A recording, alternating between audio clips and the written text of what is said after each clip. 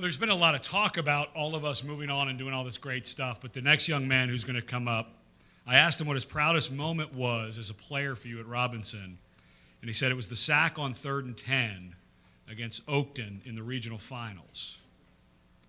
Then I asked him, what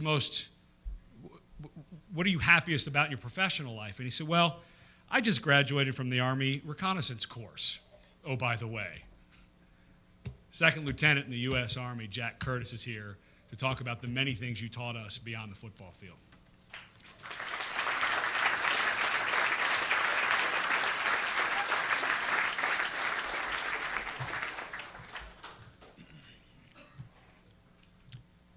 Be a leader in everything you do. The world is overpopulated with followers. Through my experience with Coach Mark Bendorf as a player, and that past season as a coach and his staff, I truly believe he embodies ideas of leadership, both as a coach and more importantly as a man. More than just words, Coach Bendorf has set the example through his actions for countless numbers of young men and has set the foundations for many to drive to do great things, both on and off the football field. Attitude is everything.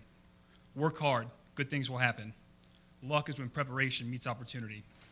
For many former players, these became more than just signs in the Robinson weight room. They embody how we decided to live our lives after our time as Rams, and I believe led many to careers where leadership is paramount, whether it be teaching, the business world, or the military. As someone in the military, I truly appreciate the connection between Robinson football and our armed forces. As many of you know, Coach Bendorf's father is a retired Air Force general, and the story of James W. Robinson's sacrifice to the Vietnam War was one that Coach Bendorf made to remind us all of. The military values of integrity and teamwork have always been vital to the character of Robinson football. Coach Bendorf always preached to us about the name on the front of the jersey, not the back, and we all took this to heart. This is why I believe it is no coincidence that many former Robinson players have decided to serve in the military. The ideals of honor, service, and teamwork were instilled in us as teenagers by Coach Mark Bendorf and have carried us with us in our careers after football. I would like to take a few moments here to kind of use the military as a metaphor to show what I believe is some of Coach Bendorf's greatest leadership qualities. Motivation. As a leader in the military, you must have the ability to motivate your men to conduct difficult missions. As anyone who ever played for Coach Bendorf knows, he is a master motivator. After listening to one of his pregame speeches, we are always ready to run through a brick wall. Leading in tough situations. As the saying goes, in calm water, every ship has a good captain. But a good captain is determined by the one that can maintain calm in rough seas. And Coach Bendorf is a sea of calm on the sideline, even in the most pressure-filled situations. In 2004, we were playing Oakton in the regional final, and in the course of less than 5 minutes, we were down 9-0. Panic was beginning to ensue on the sideline. Coach Bendorf very calmly called us all together and told us to relax. It was only the first quarter. If we played our game, we'd be fine. We went on to win that game 29-22. And lastly, trust in your subordinates. Trusting those below you is important in any military organization. I witnessed the trust Coach Bendorf gives to assistant coaches firsthand this past season as the team's running back coach. In the end, the buck did always stop with Coach Bendorf. However, he gave great latitude to the staff and allowed them to run the position group as they saw fit, as long as the end goals he set out were accomplished. Coach Bendorf also showed the lighter side of it being a leader when it was necessary.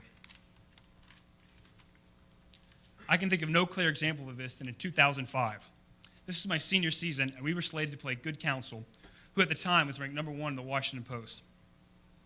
We were really ready to play that night, and we won 21-6. After the game, we were all celebrating on the field, and the Good Counsel coach was not too pleased with this. He called us all animals, told us to get off the field, get on our buses, and go home. At the same time this was happening, Coach Bendorf walked up with a smile on his face, pointed at him and said, "Quit being a sore loser," which we all thought was just awesome.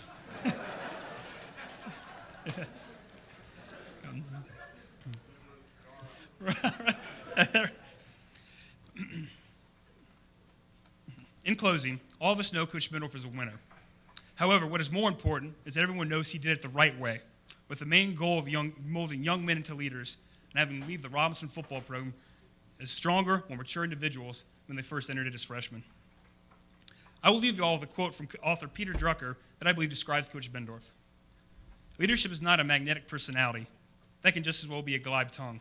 It is not making friends and influencing people. That is flattery. Leadership is lifting a person's vision to higher heights, the raising of a person's performance to a higher standard, the building of a personality beyond its normal limitations. On a personal note, Coach Bendorf, I'll be ever grateful for the lessons that I've learned from you. You taught me a lot about football, but more importantly about life. I will be ever grateful for the opportunity you gave me this past season to coach on the staff. It was truly a once-in-a-lifetime experience. I know that whatever path you take after Robinson football, you'll be just as successful as you were as a Robinson coach. Ram Pride. Thank you.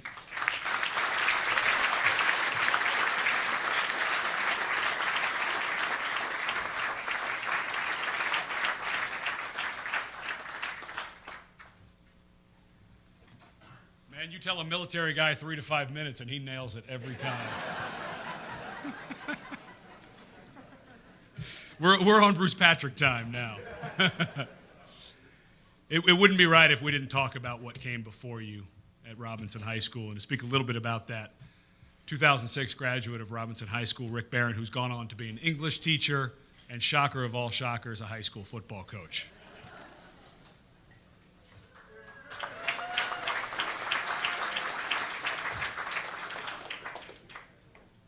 So I have the honor and privilege of being up here to talk about Coach Bendorf for a little bit, but also to give special recognition to Coach Hertz, Coach Hertz Sr. affectionately by us, but my offensive line coach who also retired this past year.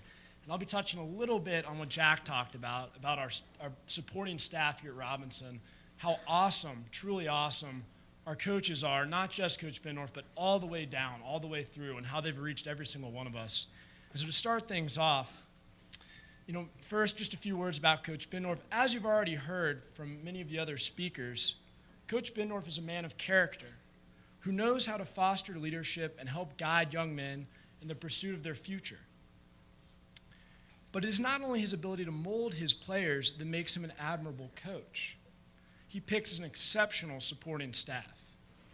And again, to follow off Jack's military tribute, I would like to give you all a quote from Douglas Southall Freeman's Lee's Lieutenants. For those of you who are unfamiliar with the text, it is a study of leadership regarding the support staff of Robert E. Lee during the Civil War. Freeman states, Lee's strengths as a leader can be attributed not only to his own integrity, but also to the dedication, tenacity, and fervor of his supporting staff, without whom Lee would have stood no chance against the Union opposition. I think that this resonates strongly with the Robinson football tradition. Not only did we respect Coach Bendorf, but we also respected the wisdom and training of his staff. Each member of the staff was responsible for getting this particular position ready for war on Friday night. And judging by the program's success over the years, each man did his duty. One member of this prestigious staff that had an exceptional impact on me is Coach Tom Hertz, who again retired this past season. And Coach, I've got many a story about you, but I will keep it brief. I think my most vivid memory of playing for Coach Hertz occurred my first day of varsity practice my sophomore year. My first encounter with him set the tone for how I have viewed him since. I, along with a bunch of other anxious sophomores, I'm a little anxious up here right now, waited in line to drive block the hand shield that Coach Hertz held. I remember some of the older players, maybe Parker, Joe Gaudiano, telling me to hit the bag as hard as I could when I had my turn. Thought to myself, yeah, okay, hit the bag hard and knock this guy down that they call Old Coach Hertz, and he's going to hate me for the rest of my career here. As you know, younger players get hazed, and I was like, this has got to be part of this tradition. So I came out of my stance in a way that could only be described as soft. And no, Coach Bendorf, was not the flat back, fire off, that you used to scream at us about in films, okay, but it was certainly soft. And for my weak approach, I was rewarded with a hand shield to the helmet. I tumbled onto my back, covered in dirt, and looked up at a man who was no longer old. As I lied there, I also realized that this old man had calves the size of tree trunks. He didn't yell, but he had a commanding air when he said, "Get up," and then maybe hit it harder next time. I tell you this story partly to reminisce, but partly to describe Coach Hertz. He is a man of hidden power, one of those rare people who let their actions speak instead of their words, who let their victories and accomplishments stay in the past and refuse to rest on their laurels. In regards to Coach Hertz's accomplishments, I decided to dig around for them a couple of months ago when I visited the Hertz household. And as you know, when I say dig around, this means talk to Mrs. Hertz, not old Coach Hertz, because he will not tell you anything about himself. He'll turn on the TV or look away or mumble or bring up something about you. He doesn't want to talk about his accomplishments. But I asked Mrs. Hertz, and she hopped down to the basement, hopped back up the stairs, and brought out the biggest box of Coach Hertz paraphernalia imaginable. Every athletic, this, that, and the other, news article, etc. I suddenly realized the depth of Coach Hertz's athletic experience and who exactly I was getting coached by for 3 years. Coach Hertz had been dominating the athletic scene long before my shield to the face incident. At Creston High School in Iowa, Coach Hertz was all-state athlete in 5 sports, which basically means that during the spring season, not only was he playing baseball, but he was doing track at the same time. I think he was the only member of all their sports teams. He was a beast. He was the leading scorer on his basketball team his senior year. He held records in the javelin and discus. He had a batting average of .529. This is no joke. I saw the article. Okay? I saw it. There's proof. He was also the quarterback and middle linebacker for his high school football team. Eventually, he was inducted into the Iowa High School Hall of Fame. So needless to say, he's kind of a big deal in the Midwest. Still not enough, he was a starting offensive guard for the Missouri Tigers national championship winning football team.